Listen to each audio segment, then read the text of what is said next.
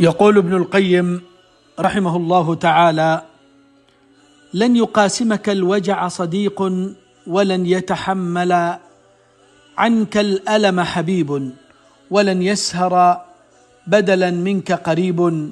اعتن بنفسك، احمها، دللها، ولا تعطي الأحداث والبشر فوق ما يستحقون.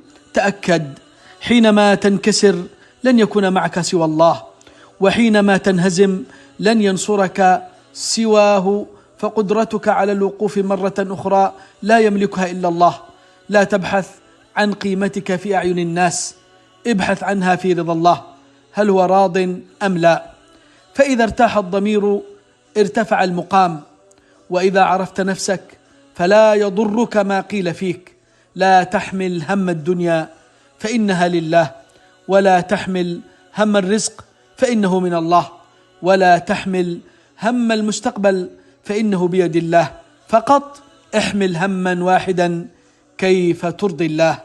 لأنك لو أرضيت الله رضي عنك وأرضاك وكفاك وأغناك. لا تيأس من حياة أبكت قلبك، وقل: يا الله عوضني خيرا في الدنيا والآخرة. فالحزن يرحل بسجدة، والفرح يأتي بدعوة. روضة المحبين.